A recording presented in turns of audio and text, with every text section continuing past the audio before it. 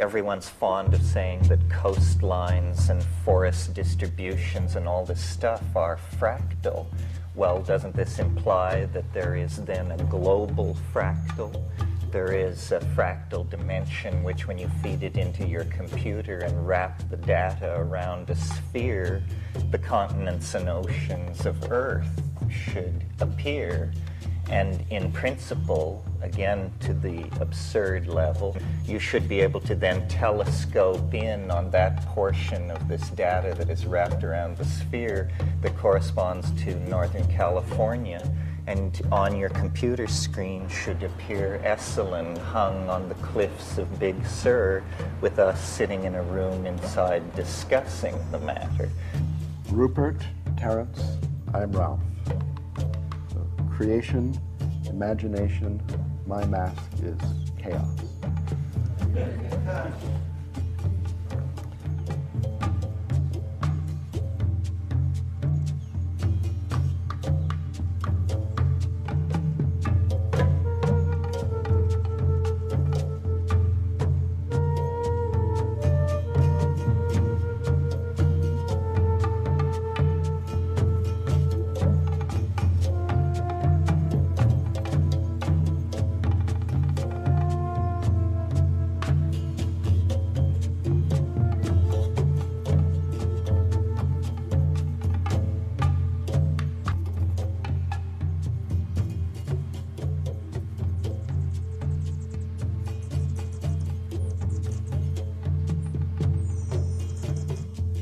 In my early LSD experiences, I seemed to see motifs and structures that gave me an interest in Tibetan Buddhism.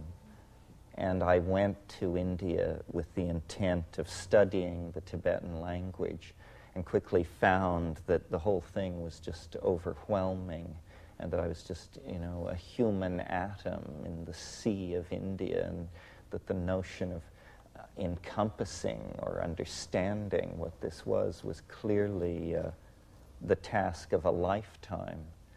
And several times in my life I have acted out this sort of ricocheting relationship between the humanities and the sciences, at times losing myself in the study of certain schools of poetry or literature or painting, and then at other times spending years reading philosophy of science and epistemic basis of physics and this sort of thing, always trying to get a resolution on the content of my experience, my lived experience, which included the psychedelic experience, which for me from very early on was this kind of tremendous mystery or conundrum which was set down in the middle of my being. And it still continues like that. I keep returning to that, testing all the ideas against the fullness of experience.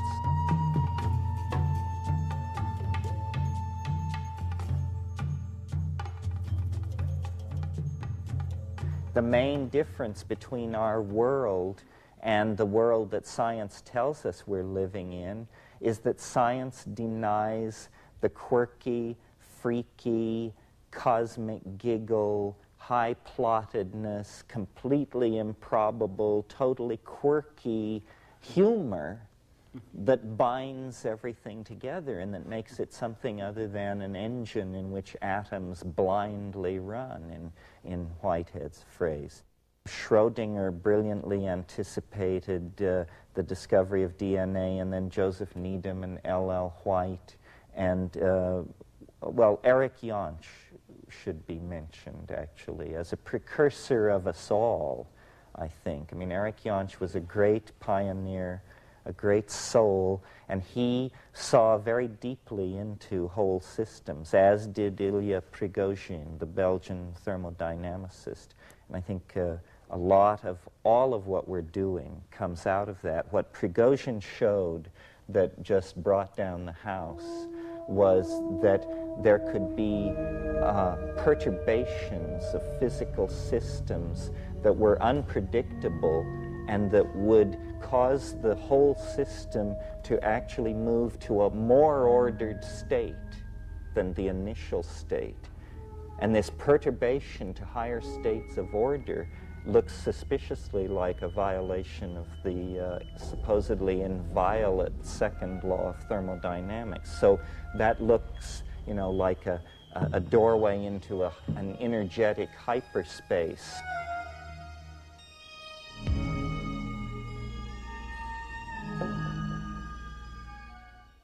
Well, when A New Science of Life came out in 1982 in America, it came out a year earlier in England, I came to California because it was published in Los Angeles.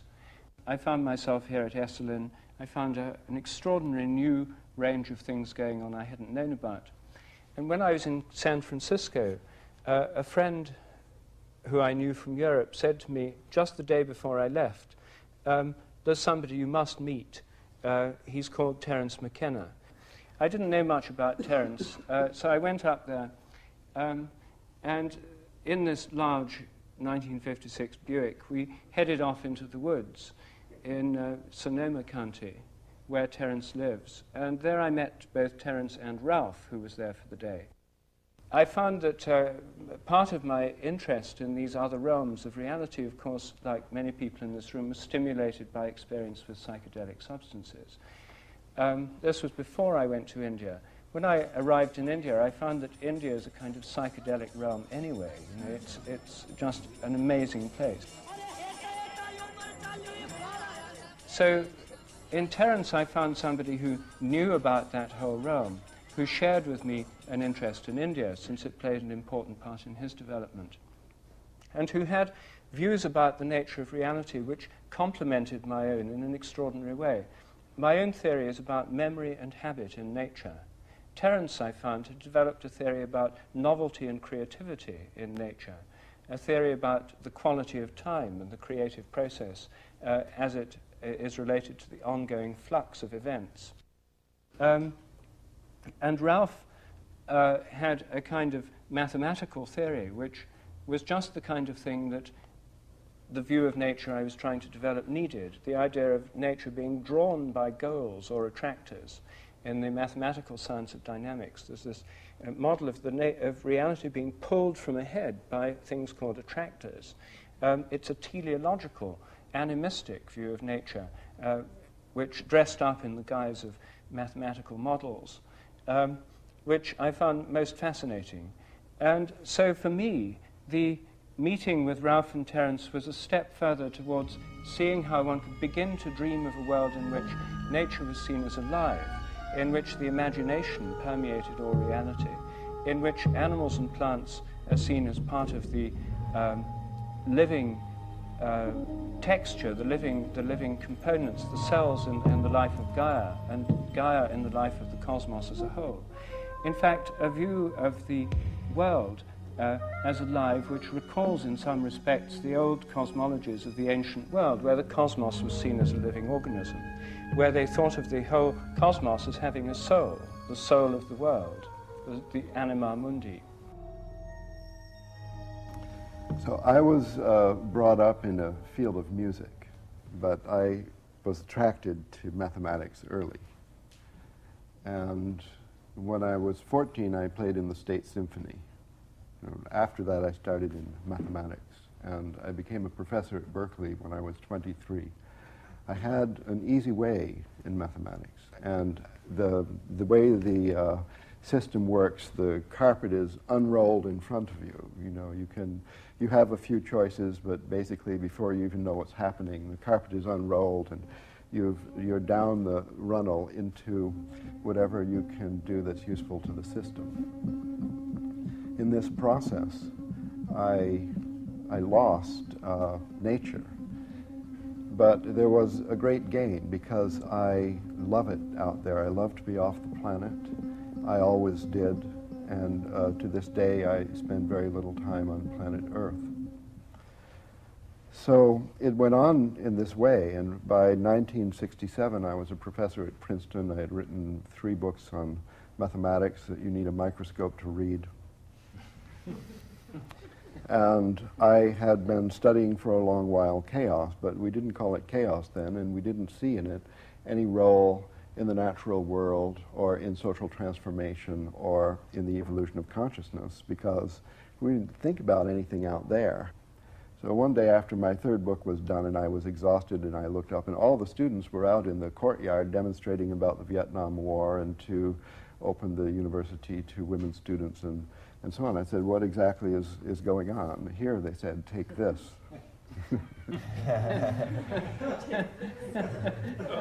And so, like many people in that year or around that time, in 1967, my career had a bifurcation. So I went off the track with psychedelics, with meditation, but especially with searching, with trying everything, and eventually I was living in a cave in the Himalayas. And when I returned to California, I was standing on a street corner in Santa Cruz in white pajamas, and a car stopped. An old friend from a previous lifetime said, "There's somebody you have to meet. Get in the car." I had nothing to do. It sounded okay, and in that time, I believed that everything goes perfectly. You just go along with the flow, as they said. I didn't know it would be a 2-hour drive. So I got in the car. There was the 2-hour drive to Berkeley, and I was literally dumped out of the car on Terence's front step. I never heard of Terence at that time, 1972. Mm-hmm. And I went in, and what happened then, I would still say, although we've had many wonderful talks and exciting, thrilling, and nutritious times in the meanwhile, that was quite a miraculous chat. Many subjects came up.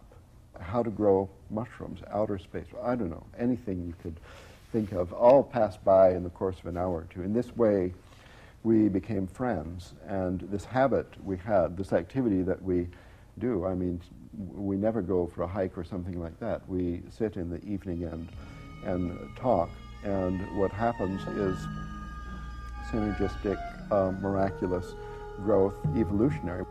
And in this revitalization of my work, and eventually the whole field of mathematics, my conversations with Terence, whereas I think we thought of them as just good fun, that they did have a really fundamental influence on everything I've done since. So fun, or I would say fun is insulting. I mean, thrilling because of going to the edge, going beyond the edge, having company there, finding things which you can bring back and they work, and become part of everything you're doing.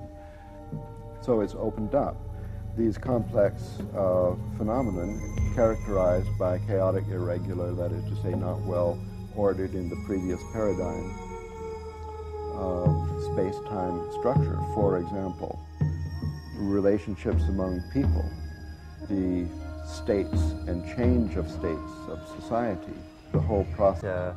The intimations of mysticism, the intimation of a possibility of transcendence is all firmly grounded. We just have to now, it's almost as though mathematics is the extreme cutting edge of human understanding. How can we quickly export these new understandings that release us from a need for closure, that free us from an either-or universe? How can we quickly export these models from the realm of research mathematics into the realm of daily life?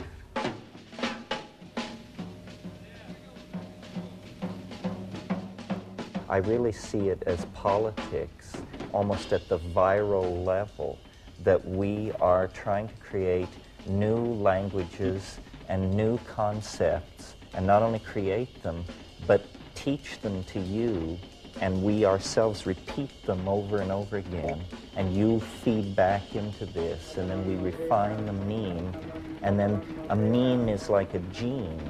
It can be replicated, and we have not seen language as the playing field of the creation of the new paradigm, but that's really where it is. We can transform ourselves no more quickly than we transform our language. And The way we transform our language is by really pushing on the envelope of the act of communication. You know, the caterpillar in Alice in Wonderland says, "Say what you mean and mean what you say." I do. I'm a biologist by background.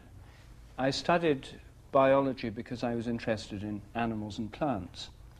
And when I was studying it at Cambridge, I began to have terrible doubts about what I was doing, because everything that really interested me about animals and plants somehow vanished when I got into the biochemistry laboratories. I was majoring in biochemistry, and I did a PhD in biochemistry there. But there's a curious thing about biochemistry. You're doing biochemistry to study the molecular basis of life. Yet the very first thing you do in the laboratory is kill whatever you're studying, grind it up, extract the enzymes, and then in a test tube study the properties of some of these molecules extracted from this killed organism. And it began to occur to me that perhaps this wasn't the best way to understand life. But I didn't quite know what to do about it, because everybody else thought it was definitely was the best way to study life, and in fact there was no other valid way. So this set me thinking, and I began to see that the science of biology could be reformed, that this idea that living organisms are truly alive rather than being just machines. That's the official doctrine. The mechanistic theory says living organisms are just complicated machines. Believe it or not, still the official doctrine of academic biology and academic medicine. These ideas went on developing. I then saw how I could bring them all together in a synthesis and into a new way of seeing how biology could be done. And I wrote a book while still in India called A New Science of Life. In it, the basic idea I'm suggesting is that there's a kind of inherent memory in all kinds of animals and plants. Each species has its own collective memory. So each member of the species draws on this collective memory and in turn contributes to it.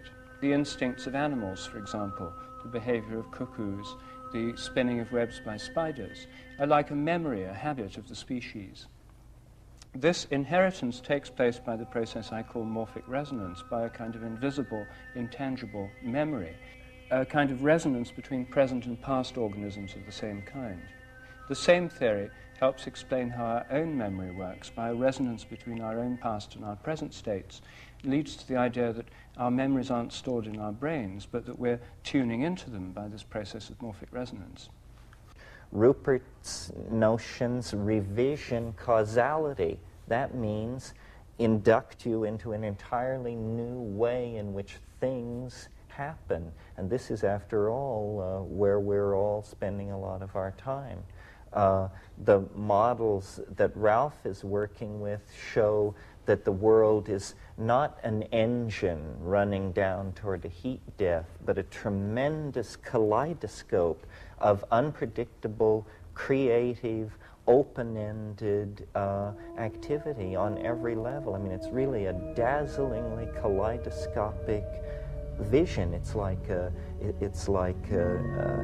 Sufi hierophany or something, but we're seeing it on the screens of computer simulations of this mathematical domain that is also the neural domain, that is also the social domain, that is also the ecoplanetary domain.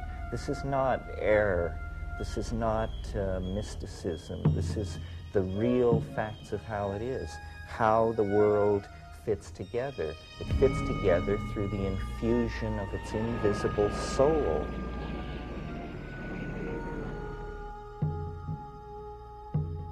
If nature is evolutionary, if all of nature is evolving, what about the eternal laws of nature, which scientists have taken for granted for so many centuries, concepts going right back to Pythagoras and the ancient Greeks? Were all the laws of nature there before the Big Bang? Well, if they were there before the Big Bang, where could they possibly be? There was nowhere to be, there was no universe. So if the laws of nature were all there before the Big Bang, then they must be non-physical, idea-like entities dwelling in some kind of permanent mathematical mind, be that thought of as the mind of God or just the mind of a kind of disembodied mathematician. They were thought to be permanent and all there before the universe. This assumption is still held by most of our modern cosmologists. It's something that physicists have not yet begun to question seriously. But as you can see, it's like an idea that's had the carpet taken from under it. It's sort of hanging over an abyss. Because there's no real reason why we should assume the laws of nature are permanent in an evolving universe. If the universe is evolving, then the laws of nature could be evolving as well. And in fact, the very idea of the laws of nature may not be appropriate. It may be better to think of the habits of nature evolving. The Big Bang is like the cracking of the cosmic egg. That's its mythological correlate, the notion of the ancient mythological idea of the cosmos beginning through the hatching or the cracking of an egg, followed by the growth of the organism that comes out. It's an embryological metaphor. And we now have a kind of developmental model of the whole universe. It's like a developing organism. It's not like a machine at all anymore. The universe is a growing, developing organism, which is differentiating within itself, forming new forms and patterns, an evolutionary process that on Earth has given rise to all the forms of animal and plant life, all the different kinds of microbes, to ourselves, and to the many and varied forms of human culture. A theory of evolutionary habits demands a theory of evolutionary creativity. How can we understand the creativity that's given rise to new ideas, to Beethoven's symphonies, to theories in science, to new works of art, to new forms of culture, to instincts in birds and animals, to the forms of flowers and plants and leaves, to the many kinds of rocks and crystals, and to all the forms of galactic and stellar and planetary organization? What kind of creativity could underlie all those processes? One is the materialist view that says the whole thing is entirely due to blind chance, that there's nothing but a kind of darkness of blind material processes going on, and then by blind chance, new things happen. The other model for understanding creativity, I think, is provided by our own imaginations. Our imaginations are not full of fixed Platonic ideas, which are always the same, like Platonic minds. They're ongoing, changing, dynamical processes with a kind of creative richness that always surprises us.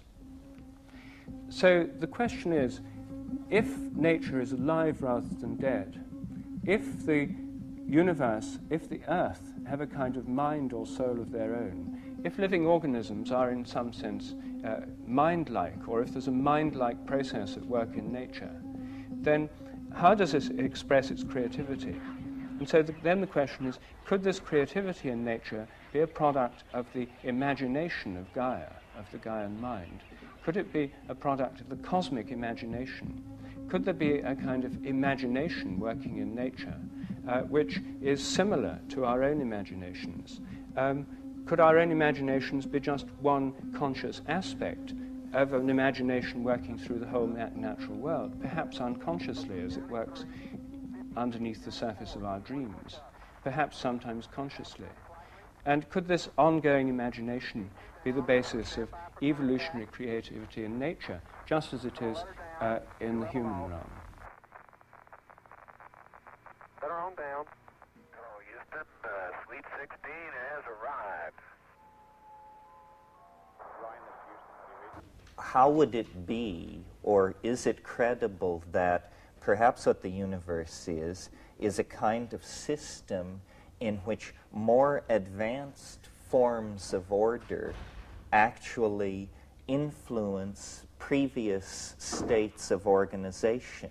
This is what is emerging in Ralph Abraham's work with the chaotic attractors. They are attractors. That means that they exert influence on less organized states and pull them toward some kind of end state.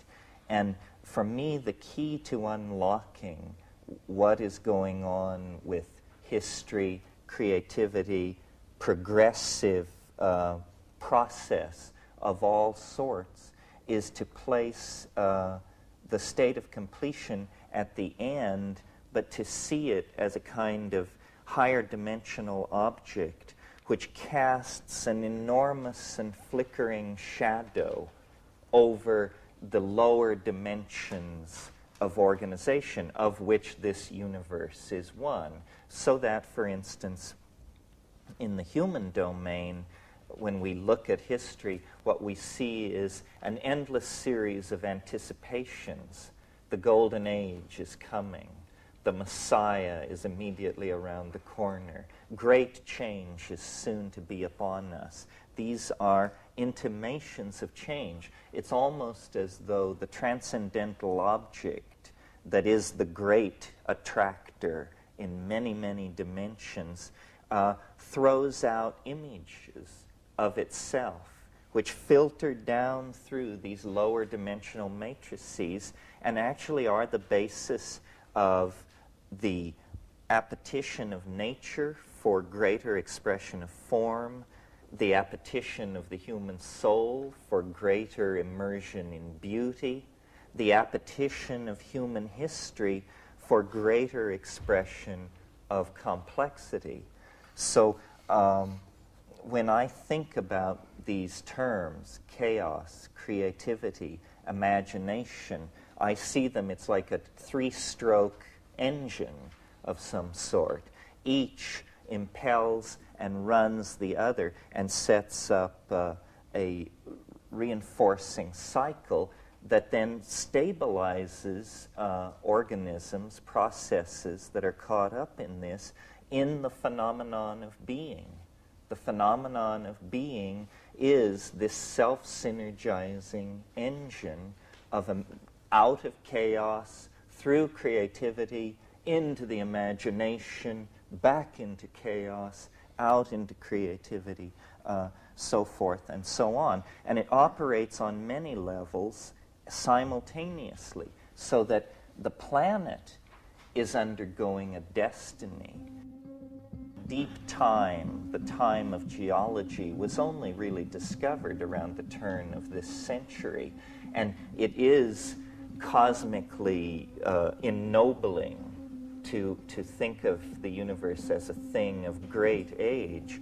But I think that it's time to put in place, next to the notion of deep cosmic time, the notion of chaotic, sudden change, cusp flux, and sudden perturbation. Because what deep time has revealed, as we've pushed our understanding of the career of organic life back 65 million years, 270 million years, what we see is tremendous punctuation built into the universe, in the case of the Earth, in the form of asteroidal impacts. This thing which happened 65 million years ago, nothing larger than a chicken walked away from it on this planet. So there's a strange paradox where taking deep time seriously, the message of deep time is you may not have as much time as you thought, that the universe is dynamic, capable of turning sudden corners. So then the imagination becomes a kind of beacon.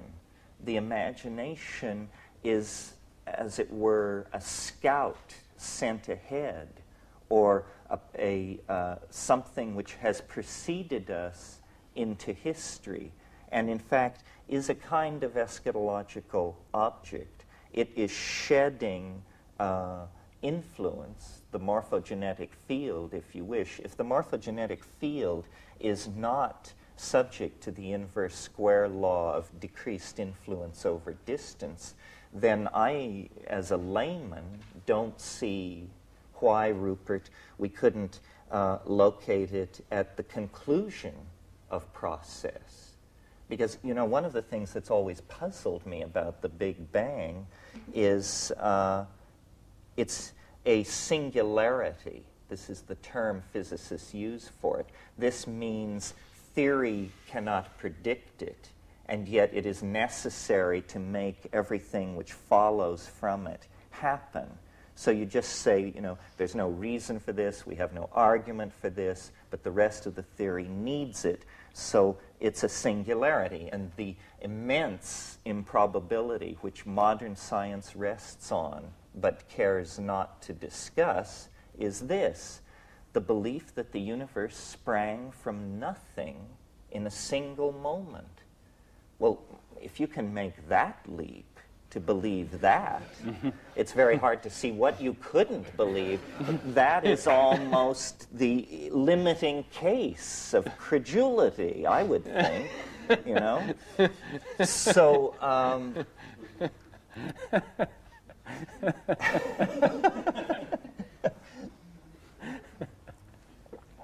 so in order to say of the phenomenon, I would propose a different idea, that I think it is eminently reasonable, and it is that as the complexity of a system increases, so too does the likelihood of its generating a singularity or an unpredictable perturbation. So the pre-existent state of the universe I imagine to be extremely simple, an unflawed nothingness.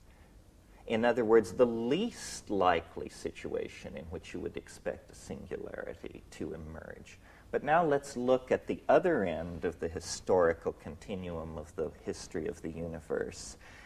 Let's look at the world we are living in, which is full of 106 elements, tremendous gradients of energy ranging from what's going on inside pulsars and quasars to what is going on inside viruses and cells, tremendous organizational capacity at the atomic level, at the molecular level, at the level of molecular polymerization, at the level of membranes and gels, at the level of cells and organelles, organisms, societies, so forth and so on. In other words, the universe at this moment is a tremendously complicated, integrated, multi-leveled, dynamic thing, and every passing moment it becomes more so.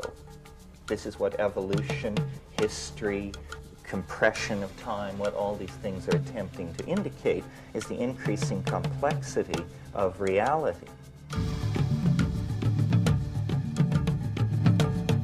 If a singularity is necessary to explain this universe, that singularity must emerge rather near the end of the complexification process, rather than its beginning.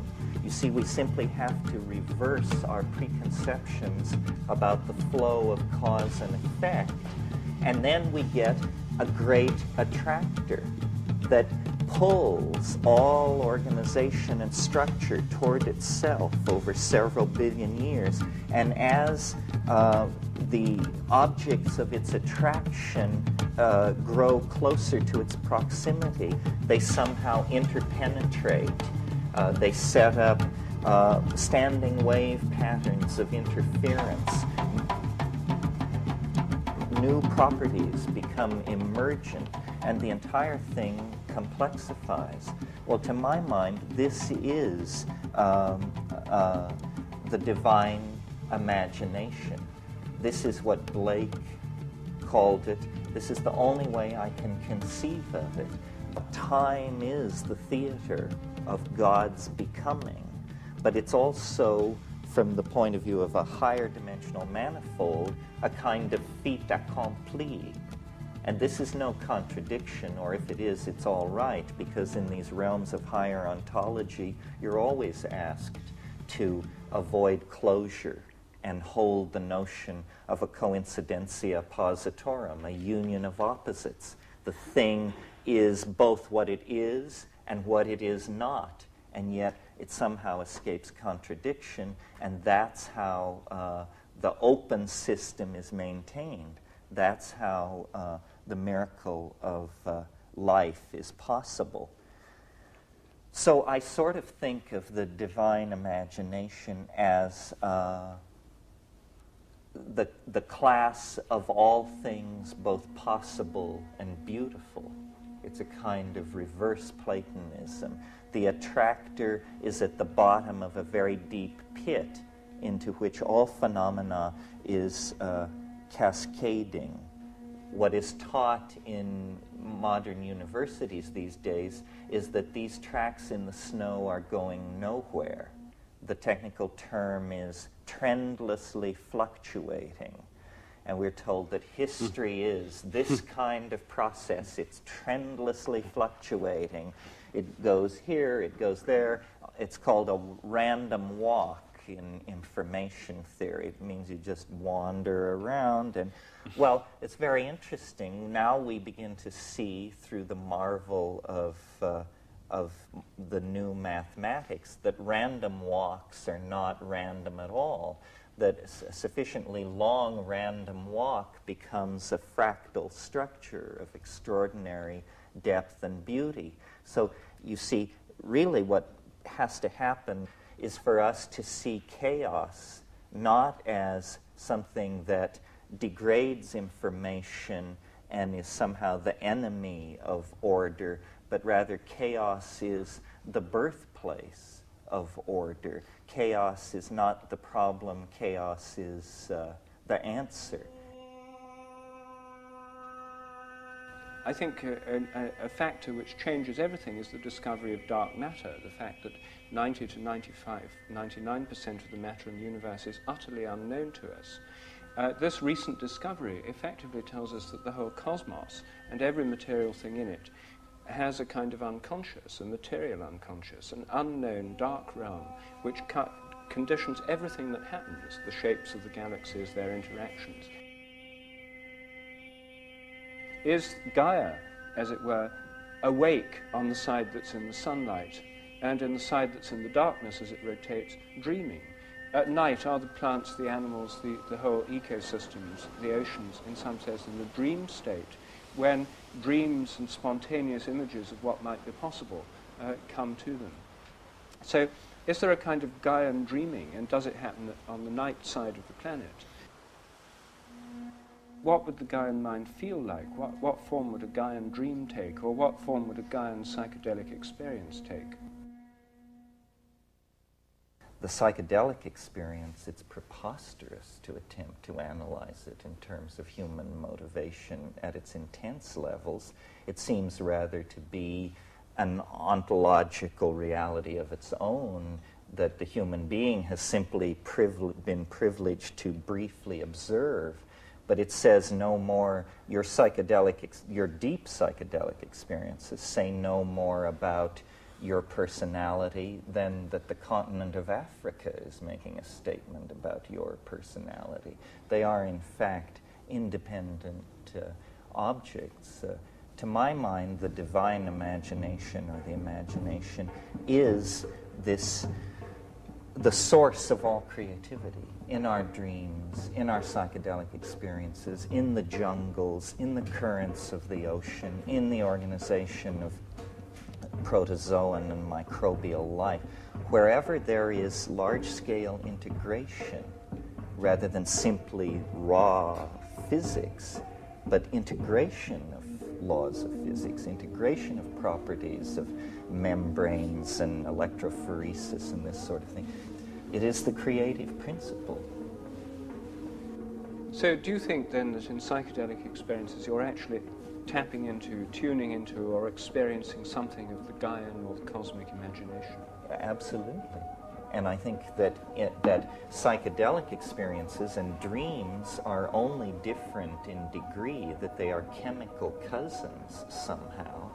And this is why I could see human history as a Gaian dream, because I think every night when you descend into dream, you are potentially open to receiving Gaian corrective tuning of your life state. You will, the whole thing is an enzyme-driven process. We are like an organ of Gaia.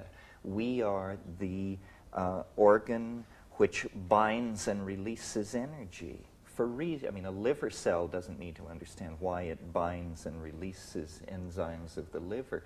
We bind and release energy for reasons perhaps never to be clear to us, but which place us firmly within the context of the Gaian mind. We have been chosen out, and this is not something to have great hubris about. I mean, indole acetic acid has been chosen out in plant metabolism to play certain roles. We have a role, but our role seems to be a major one. We are like a triggering system out of the general background of evolutionary processes mediated by incoming radiation to the surface of the earth and then natural selection. Suddenly we come with an epigenetic capability. We write books, tell stories, dance, sing, carve, paint. These are not genetic processes. These are epigenetic processes. And they bind information and express the Gaian mind very well. As an example of how willing I am to introduce or to entertain this idea concretely, I've been talking to a lot of people about ecological crisis and the fate of the world and this sort of thing. Well, imagine in hindsight the wisdom that we would impute to Gaia if we were to suddenly realize that what is happening on this planet is that nature knows that the sun is going to explode. And what we are is a kind of response to the anticipation of a wounding that 50,000, 5 million years ago, the geo-heliocentric relationships began to vibrate out of tune. And as a consequence of this, a species was called forth that could organize an escape. And we are it. In other words, we are in a divine play. In line with this, and what made me even entertain these ideas, is I had a very bizarre experience recently. I was in Hawaii, and in our botanical garden there is a very large dead tree, and one limb of this tree sticks far out over the land. And Banisteriopsis capi, a large hallucinogenic South American vine, is planted at the bottom of this tree. And it just has swarmed up this tree and covered it with greenery. But it wouldn't go out onto this one limb that stuck out.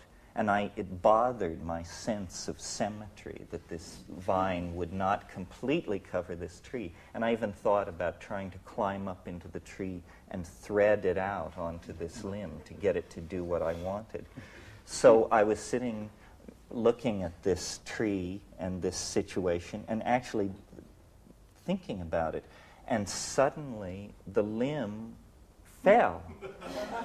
It broke off. And then I thought, the vine sensed that it was unstable. It would not invade this domain that it sensed was structurally unstable. Well, then I said to myself, but how could it? What is the mechanism of this sensing of instability? And a friend of mine said, well, perhaps the wind impacts on weakened wood differently than on unrotted wood, and perhaps rhythms in the tree tell it to stay away from him. And then I realized if one plant has that kind of sensitivity to the entering into a domain of danger, what must the ecosystem of this planet be doing in reaction to what we are doing to the planet? So I see, the reason this relates to the imagination is because I see ourselves in communication with the imagination. It is sending images back into the past to try and direct us away from areas of instability. It really is the Gaian mind is a real mind, its messages are real messages, and our task through discipline, psychedelics, attention to detail, whatever we have going, is to try and extract this message and eliminate ourselves from the message so that we then can see the face of the other. And this is the field of chaos. For a certain setting of the parameter, form will emerge out of the field of chaos. And where this happens reliably, we've explored the ocean all over and we found a few favorite regions.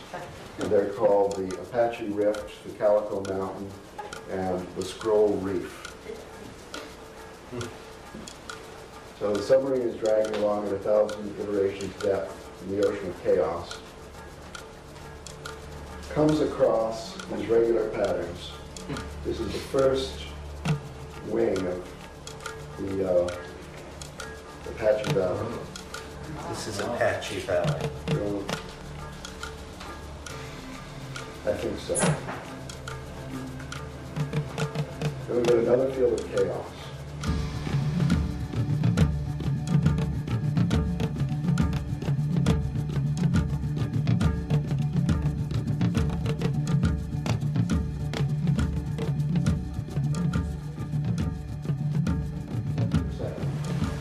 This is Calico Mountain. See, these are just snapshots of different starting positions, if you like. Later on, we drill a deep hole in this area and all the other interesting areas. Why does it have this quaternary structure? That is the question. This is a scroll reef. Now, it's a little presumptuous to call this chaos theory because, as a matter of fact, there is no theory. We're in the exploration phase now, and this is experimental mathematics that we are doing with supercomputers. This video was made out of these simplest possible dynamical systems called the logistic equation. And it just produces a series. It's very similar to a dripping faucet. So you could just as well imagine that we have 16,000 dripping faucets in an array of 128 by 128. And the time between drops is represented as a color on the screen. Now, do you think that if you had 16,000 dripping faucets, you could get out of them a pattern like Calico Mountain? It relates to waterfalls, for example, when the spray comes off the waterfall. And here's another example of a chaotic system. Could you write some equations and obtain a computer program that simulated the spray from a waterfall? I doubt it. And from this totally chaotic data, viewed in this particular way, which is called chaoscopy, you get these points in the planes that if the data was really random, the dots would be all over the plane. Instead, they lie on a curve, a smooth curve. And that is called the chaotic attractor. Well, it happens. I mean, there's a lot of theory behind this, enough to suggest that it's not some kind of artifact. No matter what kind of artifact it is, it's an interesting artifact. And I guess I'd like to call this a mathematical law. It has to do with the emergence of form from a field of chaos. We don't know what else to call it. It's not a mathematical law that was known to Pythagoras. And I don't know if it was always there since the beginning of time, long before the Big Bang, or if it just emerged into the evolving field of the Gaian mind through the fact that computers make it visible. I mean, I don't know, but the theory can tell you certain transformations you'll expect and others not. For example, Terence had pointed to the punctual aspect of evolution, that many transformations are saltatory, they are catastrophic, they are abrupt. As, for example, in the emergence of form, as, for example, in the Neolithic Revolution, as, for example, in the crystallization of the planets. As the temperature drops in the developing universe, according to standard models, more and more form comes into being. First you get atoms, then stars and galaxies condense, then you get solar systems, and through the cooling of matter you can get planets. The planets are the cooled remnants of exploding stars. The elements in us and in our planets are stardust, formed from supernovae. One way of looking at this is to see the expansion and cooling process, and indeed the flow of events as being, thinking of it in terms of the flux of energy. And one of the great unifying concepts of 19th century physics is a unified conception of energy. Now, it's not entirely clear what energy is. Energy, in some sense, is the principle of change. The more there is, the more change that can be brought about. It's, in a sense, a causative principle. And it's a causative principle which exists in a process. In this process, the energetic flux of the universe underlies time, change, becoming, and the flux process itself seems to have an inherent indeterminism to it. This flux process, the universal flux, is organized into forms by fields. Matter is now thought of as energy bound within fields, the quantum matter fields and the fields of molecules and so on. And I think there are many of these organizing fields, the morphic fields. And nature is the theatre of these habitual fields organizing the indeterminate flux of energy. And the fields themselves, by having this energy within them, have this indeterminate quality too. So even organized systems of a high level of complexity still have this probabilistic quality. The fields that organize this energy to give rise to material and physical forms are themselves probabilistic. Chaos is never eliminated. There's always this indeterminism or spontaneity at all levels of organization. So there's a formative principle, which is the fields, and there's an energetic principle, which I think has the chaos inherent in it. It's a kind of change, which left as pure change would be chaos. One way of thinking of these is in terms of the Indian notion of Shakti as the energy indeterminate principle, and Shiva as the formative principle, working together in a kind of tantric union to give the world that we know. All creation begins in chaos, progresses in chaos, and ends in chaos. And in Hesiod, this word chaos appears in a piece called Theogony, which is a theogony, that is to say, more or less a creation tale, but the stories of the creation of the gods and goddesses one by one. Well, they're not gods and goddesses, really. They're abstract principles. The three main ones are chaos, Gaia, and Eros. And they're the most abstract, earliest proto-concepts of sky, earth, and the creative tension in between. Now, the meaning of chaos, the first time the word appeared in literature, has got nothing whatsoever, apparently, superficially, to do with what we mean by chaos in the English language and in ordinary life. It meant only, to Hesiod, according to the lexicon, the gaping void left, sort of the gaping void between heaven and earth, out of which the creation came. So creation out of chaos, yes, but the chaos did not mean disorder or anything negative. It only meant this gaping void.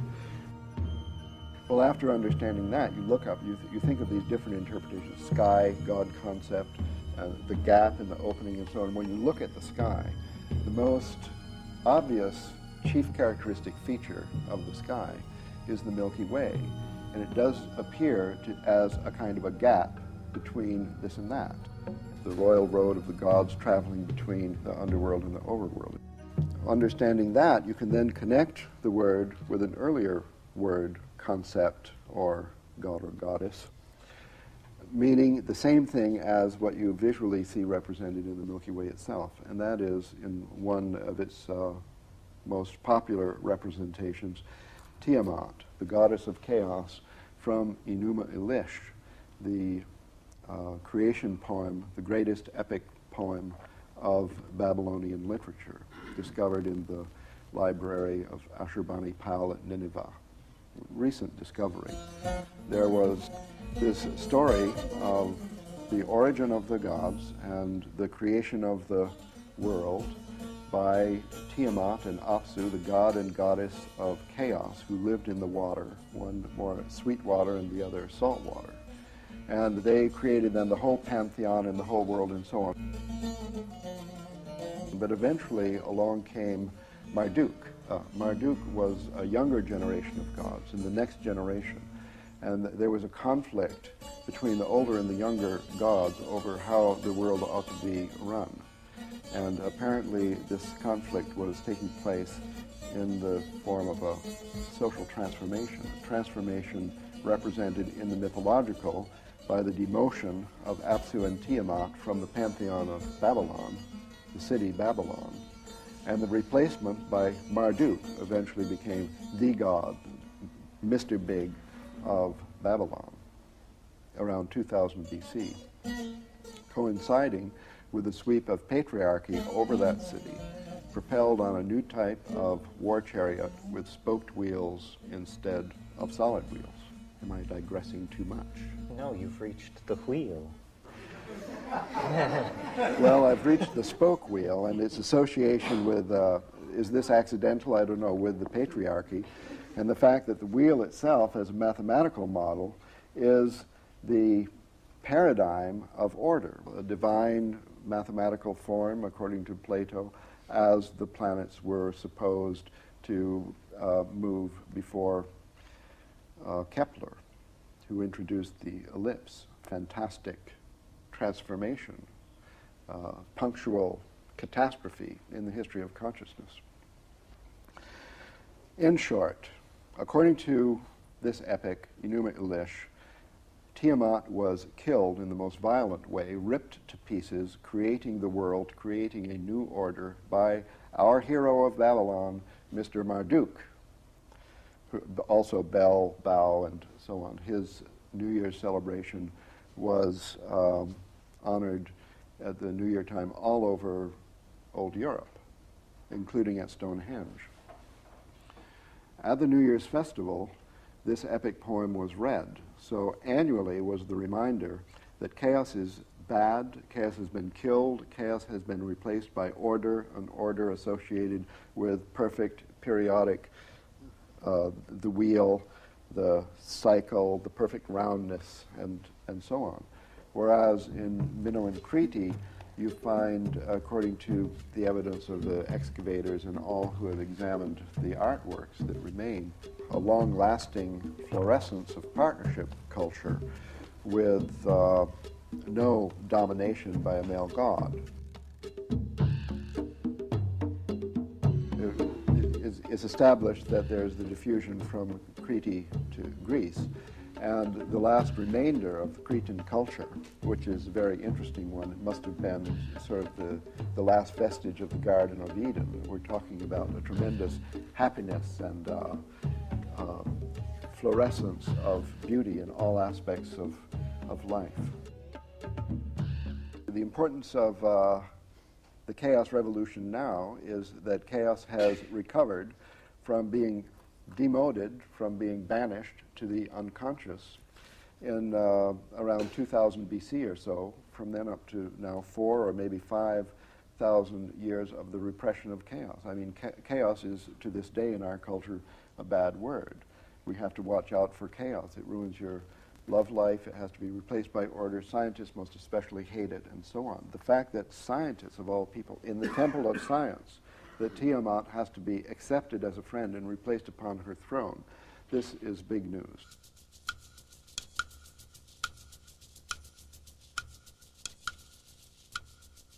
I believe that the importance of the psychedelics is primary here, and that it doesn't simply have to do with the fact that they synergize cognition, which they do, and the synthetics as well as the natural ones. But it's deeper than that. It's that we have a secret history, knowledge of which has been lost to us and only is now recoverable in the light of the kind of mindset that becomes possible to us if we accept the new paradigm.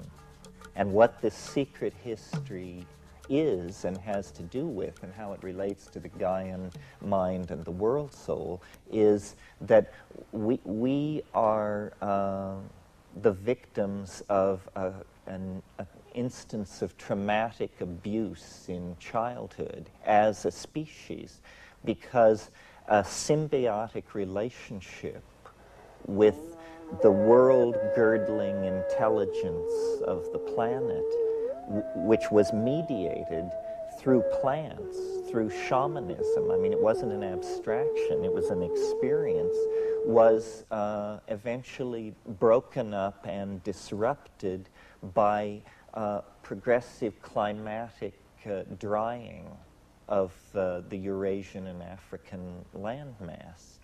And so this is literally the fall into history, the expulsion from Eden. All these primary myths of a golden age found and lost have to do with the fact that once we lived in dynamic balance with nature, not as animals do, but as human beings only could, but in a way that we have now lost. Well, how have we lost it, and what have we lost? How we have lost it is the way in which these psychoactive compounds that were being brought into the diet were acting is they were psycholytic upon the formation of the ego. They literally suppressed the formation of the ego and promoted instead collectivist, tribal, partnership values which were operating intuitionally in a resonance relationship with the feminine vegetable matrix of the planet. In other words, nothing was verbalized, everything was felt, everything was intuited. And regularly at the new and full moon, these small groups of hunter-gatherers, later pastoralists, gathered and took these hallucinogenic plants and dissolved boundaries and engaged in group sex and annealed, a new word that we've brought in here, annealed the irregularities that had cropped up in people's personal self-imaging in the interval since the last session. And this kept everything grounded on the plane of that which is important, i.e. the values of the group, of the species, of dynamic balance with the ecosystem, and so forth and so on. Well, when this was disrupted and the supplies of these plants were diminished and new religious forms arose and the time between the great festivals grew longer and longer, the ego begins to take hold, first as a kind of cancerous aberration, but then quickly becoming a new style of behavior, which quickly then eliminates all other styles of behavior by suppressing access to the chaos. And this is the point I want to make, that there is between the ego and full understanding of reality a barrier, a problem, the fear of the ego to surrender to the fact of chaos. Chaos is what we have lost touch with. This is why it has been given a bad name, because it is feared by the dominant archetype of our world, which is the ego, which clenches because its existence is defined in terms of control. And the furious modeling process, and this will now sound like a knock on modeling, the furious modeling process that the ego endlessly carries out is an effort to fight the absence of closure. The ego wants closure. It wants a complete explanation. The beginning of wisdom, I believe, is the ability to accept an inherent messiness in your explanation of what's going on, because nowhere is it writ that human minds should be able to give a full accounting of creation in all dimensions and on all levels. You know, Wittgenstein had this idea that philosophy should be what he called true enough. And I think that's a great idea. Let's just make it true enough, because that's as true as it can be gotten. Well, so the imagination is chaos. New forms are fetched out of this chaos. For me, the creative act is the letting down of the net of human imagination into the ocean of chaos on which we are suspended, and the attempt to bring out of it ideas, to bring out of it, sometimes, and this is my model for the psychedelic experience, that it is the night sea journey, that it is the lone fisherman on a tropical sea with his nets, and you let these nets down, and sometimes something tears through them that leaves them in shreds, and you just row for shore and put your head under your bed and pray. And at other times, what slips through are the minutiae, the minnows of this ichthyological metaphor of idea chasing. But sometimes, you actually can bring home something that is food for the human community, that we can sustain ourselves on and go forward. So we haven't talked that much about art and aesthetics, but I think in the human world, the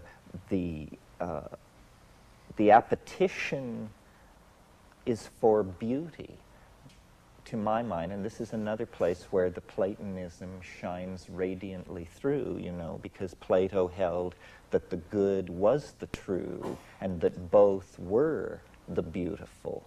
And this is a very quaint idea from the point of view of modern philosophy, but I think, it's in the bones when you actually connect yourself up to the planet. That's why chaos is capable of being the tremendous repository of ordered beauty that it is, because there is no chaos in the old definition, which is to say that which by any definition or any test is found to be disordered. That is just a kind of a hell notion, a kind of hypostatization of an ultimate state of disorder. But nowhere in the world that is deployed through space and time do you encounter that. Instead, what you encounter is embedded order upon embedded order, this fractal thing. And then finally, for me, the imagination is the goal of history. I see culture as an effort to literally realize our collective dreams. And, it's on a very crude level when it's you make your mask and I make my mask and then we dance around together. And it's even at a very crude level when it's you design your shopping mall and I'll design my World Trade Center and we'll put them on the same piece of real estate. But we're coming now through media, I believe, through virtual reality and human-machine integration and this kind of thing, into a situation where the imagination is going to be something that we can share, that the path of mind through its own meanderings will become something that can be recorded and played back. We will have the possibility of living in our own past, or creating and trading realities as art. And art, as life lived in the imagination, is the great archetype which rears itself up at the end of history. Life in the imagination. The imagination is this auric field which surrounds the transcendental object at greater and greater depth as you approach the transcendental object. And as we now close distance with it, all of our cultural expression, all of our self-awareness is taking on this curiously designed quality. I mean, you must have noticed this, that the world is very heavily designed in a way that it never was before. Morphogenetic fields of great size and scope, which are international schools of architecture and design, touch whole continents. Entire cities are given certain ambiances. This is the summoning of the imagination into the human scale. It's like a god that we wish to call down and draw to earth. I mean, this is why William Blake called it the divine imagination, because it is the four-gated city. It is the flying saucer. We are on a journey to meet this great attractor, and as we close distance with it, it is more and more a multifaceted mirror of our images of beauty. So it's like an ascending learning curve that becomes asymptotic, and at that point you're face to face with a mystery, a living mystery that is within each and all of us. It's the imagination that argues for the divine spark in human beings. It's absolutely confounding if you try to get biology to produce it for you as a necessary quantity. It isn't that. It's an emanation from above. It is literally a descent of the world soul into all of us. We then become the atoms of the world soul, and our channel to it is by closing our eyes and obliterating our immediate personalized space-time locus and falling into the imagination, which is running like a river through all of us endlessly, driven by the hydraulic momentum of the cataracts of chaos, which usher into the creativity of the imagination. I mean, these river metaphors are just endlessly applicable to this. The flowing of forces over landscapes, the pressure of chaos on the imagination to create creativity, and it's looping back into the same. I mean, these things are the icons for the world that wants to be. But the key is surrender and dissolution of boundaries, dissolution of the ego, and a trust in the love of the goddess, which transcends rational understanding.